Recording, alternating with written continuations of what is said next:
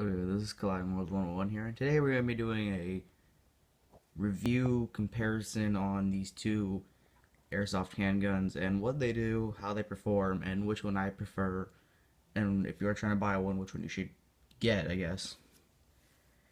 Yes, I've not done a video in a while, I'm well aware of that. So let's get into this. So we're going to start off with the non-blowbacks, because this one is a blowback, side. Non-blowbacks, in my opinion, I started off with non-blowback was a little bit easier because there was no maintenance that I actually knew of, and I still don't know of. This one is a Smith & Wesson M&P. It's very lightweight. I think it's polymer. Yeah, polymer construction. So it's very lightweight, durable plastic. It doesn't really feel like it's gonna break. It has the dotted sights. Like I said, no non-blowback, even though it does have these, and it does have that kind of like a little outline of where the ejection would be. So yeah, this is just a very lightweight gun. There's no maintenance, no like taking it apart, oiling it and stuff. Simple. But this is still a gas gun, and like all gas guns, it has to be powered by gas. This one uses 12-gram cylinder, like CO2 cylinders, which just slides into the magazine through the bottom right here. No big deal, just quickly do it. You can get a whole case in like $10. So this is the cylinder itself right here. It's just small, 12 grams CO2. Yeah. Let's see here what else. So yeah, there's nothing really too much to the blowbacks or to the non-blowbacks. It's just these small little things. I'm gonna put this down here actually. So how these ones fire, I'm going to show an example of how this one fires. Nothing in here, nothing in there. Make sure that one. Like that. Push this down, make sure.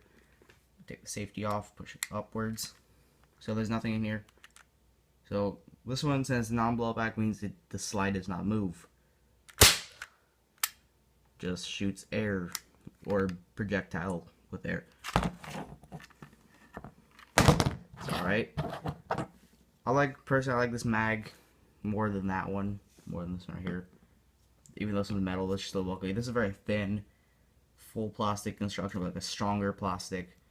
It's covered completely. Has no problems, no feeding issues. Yeah. Now we're going to move on to the more complicated crap. And by the way, I am not going to be taking this gun apart. I just am not feeling to do that. Okay, so this is the blowback, also gas powered, but this is not going to be running on CO2 cylinders like most. This one's going to be running off green gas. So there's no bolt at the bottom of this mag. There is just I guess you can say just a little insert for your green gas canister just to fill it up. See, it has this tiny nozzle and everything. Sorry, it's not focusing, I don't know why. The reason I don't like this mag too much is because it is pretty heavy. It's full metal, except for this bottom part and this tip right here. Downsides about this mag, it has this little thing for the gas to run through so you can shoot. This you have to replace every now and then if it gets worn out, torn or anything like that. Also, I don't like this because the spring, I feel, is a little too heavy for this gun, and it worries me because the last gun I had was full metal but had this plastic piece. I let go of the spring and it broke it. That was not good.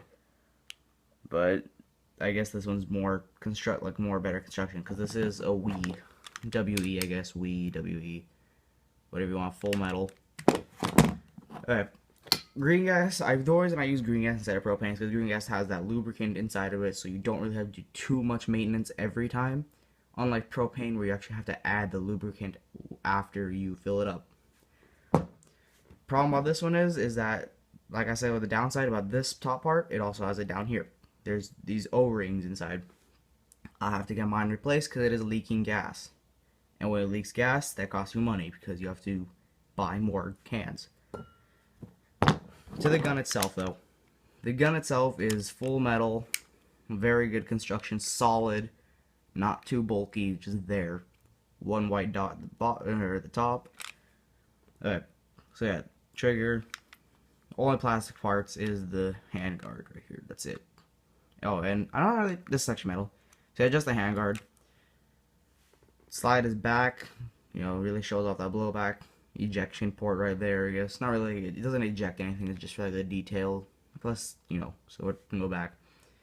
Not taking it apart or anything, but to lube it up, you basically just take this thing apart and, you look inside of it. If I don't know if you can see that, see if I can get it. Okay, that didn't do anything. So yeah, there's just like the pieces inside, you just take it apart, lube it up, so it's the slide, like mostly on the slide areas, like it would really be right here underneath the gun, where the slide actually goes back. That's you're going to want to lube it up the most. I will do a quick test fire, but not with anything in it, nothing chambered. Plus my target is kind of screwed up. Let's see here. So this is going to just pull the slide back, Okay. To do that, my life for you newbies is the little lever right there, wherever my thumb is.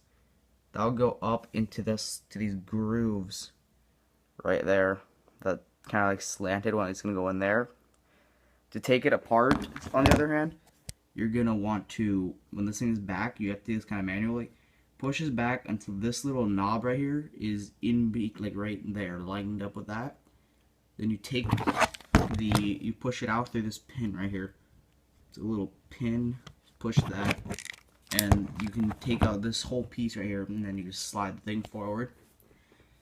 Okay, so we're gonna fill this up a little bit. So just give me a second, see if I can do this. Just like, I'll put the camera down. Actually, gonna go black for a second.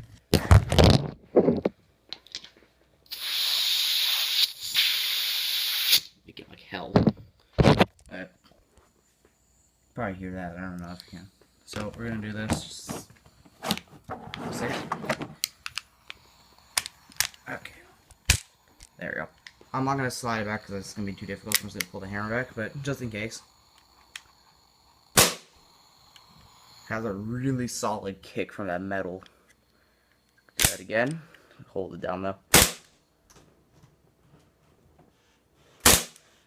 So you can see my hand kind of shaking from both the weight, because my left arm's kind of my dominant. But yeah, green gas does have a smell though. It's kind of weird. Let's see if we can get this a little close up. See, my gas is running out now because of the leak. And that was it. Take this out quickly. To fill up, by the way, just to fill these things up, because as I told you with the other one, you just have to unscrew it and that. This one, because of this little knob, you just push it on here, and you're going to wait for 3 seconds is what I usually do. 3 seconds always did the job, and you'll fill up the whole mag. It will let you know if it's overfilled by, it'll leak, like the gas will start leaking out of this thing. You'll hear it start spewing out. Yeah, but otherwise, it's all up to what you prefer, or how you want to run it. These ones are quicker to kind of use, I guess. More simpler to operate. It's good, very good sidearms to have. These are for the more experienced, or you can start off with it and get extremely experienced, like how I kind of did after this one. Plus, this one's a little bit quicker to fill. You just quickly push it into the mag. That's it. I wouldn't necessarily keep these with you. Or if you do, I'd actually have these things extremely padded in like a pouch or something. You do not want this thing shot at all. These are high intensity, so they will explode.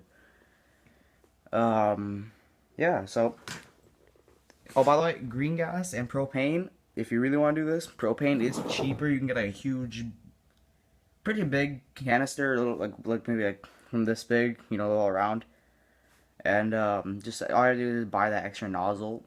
And these ones right here, you can get a whole pack of like 15 for $10, so might as well. It's basically, I'm not gonna do the math or anything, but yeah. So it all depends on what you prefer.